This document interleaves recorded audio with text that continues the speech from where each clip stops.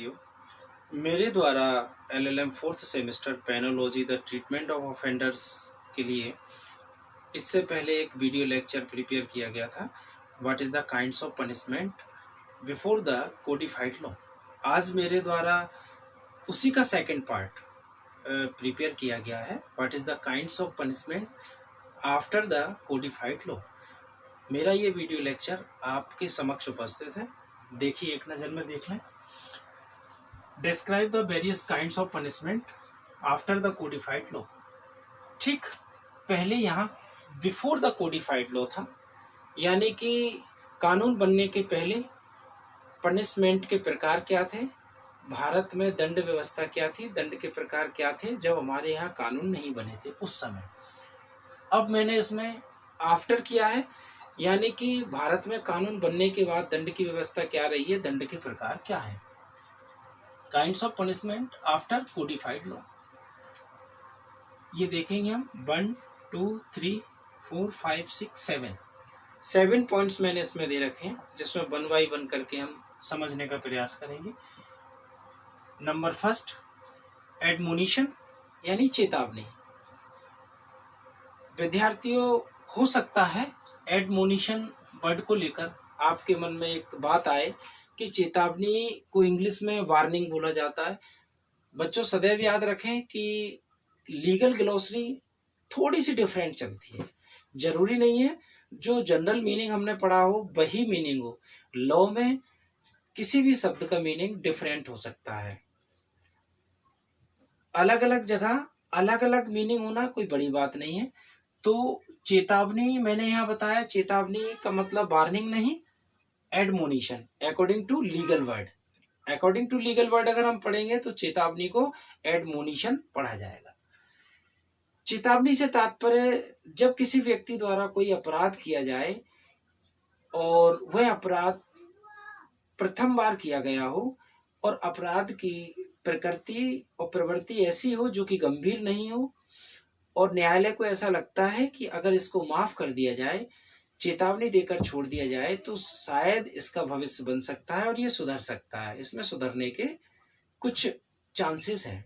ऐसी परिस्थिति में वह न्यायालय, जिस न्यायालय में ऐसा अभियुक्त या आरोपी उपस्थित हुआ है, उसे न्यायालय चेतावनी देकर छोड़ देगा कि आप ऐसा दोबारा नहीं करेंगे, हमें वचन दीजिए, और अगर आप ऐसा दोबारा करते हैं तो आपको हम अरेस्ट करके जेल भेज देंगे।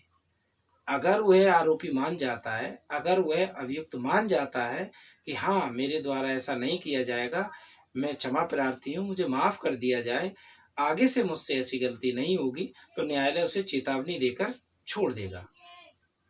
ये पनिशमेंट भारत में अस्तित्व में है। अर्थात बार बार हम इस बात को करें अच्छी नहीं है। ये जितने भी पनिशमेंट मैंने बताए हैं, ये आज वर्तमान समय में भारत में अस्तित्व में है। Second, fine.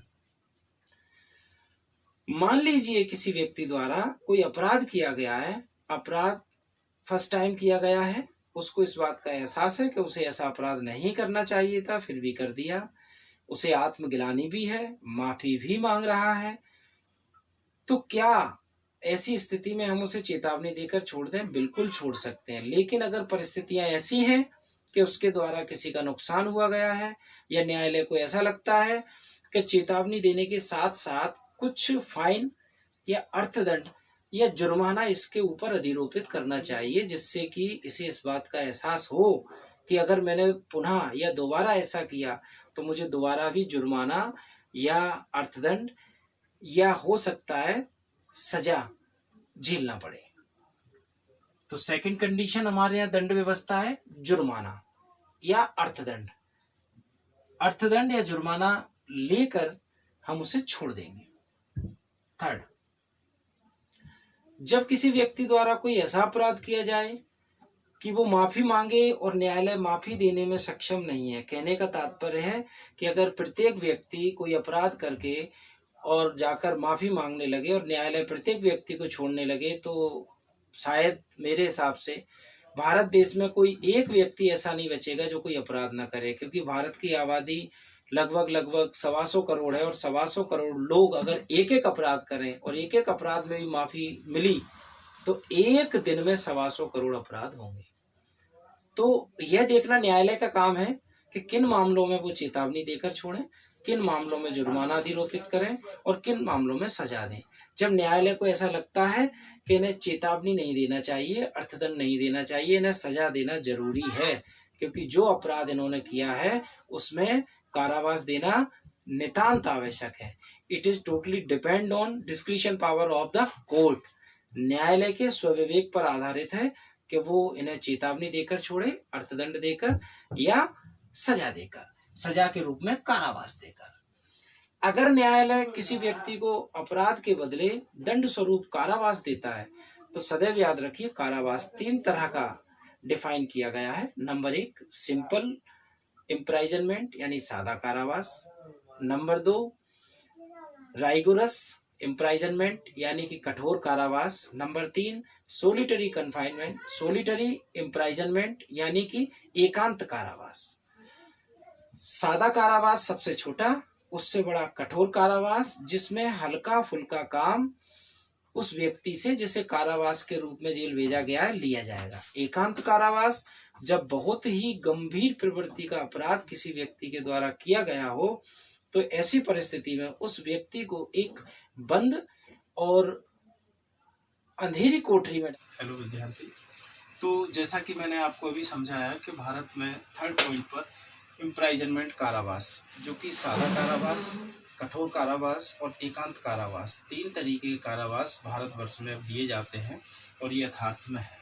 हालांकि कारावास की व्यवस्था इससे पहले भी थी लेकिन इस तरह से नहीं थी। 4th पॉइंट डेथ पेनल्टी, मृत्युदंड।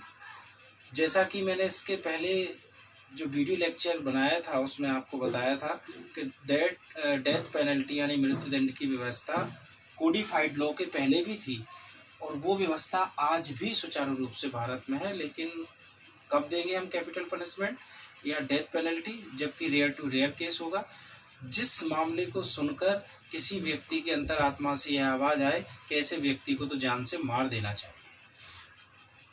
Next point payroll.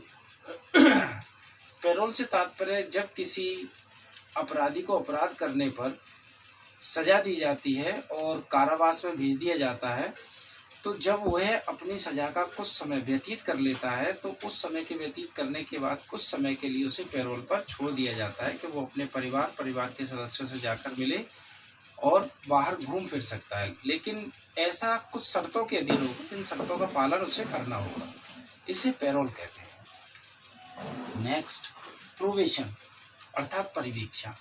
जब किसी व्यक्ति द्वारा कोई ऐसा अपराध किया जाए जो पहली बार किया गया है, जिसमें उसकी उम्र 21 वर्ष या उससे कम हो और ऐसा अपराध मृत्युदंड या आजीवन कारावास से कारावासित नहीं हो, 7.5 साल से ज़्यादा की अवधि का नहीं हो, अर्थात एक व्यक्ति द्वारा ऐसा अपराध किया जाना कि जो क्षम्य हो और उसके सदाचार, उसकी गुड कंडक्ट को देखकर न्यायालय अगर ये विचार करता है कि ऐसे व्यक्ति को हम चेतावनी देकर या अर्थदंड लगाकर बाहर भेज सकते हैं, तो ऐसी स्थिति में न्यायालय अपने स्वविवेक का उपयोग या प्रयोग कर उस व्यक्ति को चेतावनी आर्थिक दंड देकर छोड़ देगा और ये हिदायत देगा कि आगे आप अगर ऐसा अपराध करते हैं तो आपको हम कारावास में भेज दें। नेक्स्ट पॉइंट पार्डन अर्थात क्षमादान।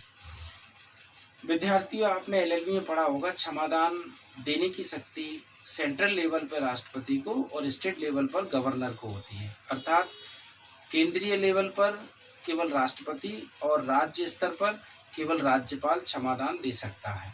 जब किसी व्यक्ति द्वारा कोई अपराध किया जाए और अपराध के बदले उसको सजा या दंड दिया जाए, ऐसी स्थिति में उस पक्ष की ओर से क्षमादान के लिए एक आवेदन लगाया जाता है। ये जरूरी नहीं है कि क्षमादान दिया जाए या दिया जा सके, ये निर्भर करता है कि क्या जिनके सामने आवेदन दिया गया है वो क्षमादान स्वीकार करते हैं या नहीं। अगर वो क्षमादान देते हैं तो ठीक, लेकिन मैंडेटरी नहीं है कि अगर आपने एप्लीकेशन फाइल की है तो आपको क्षमादान मिल ही जाए।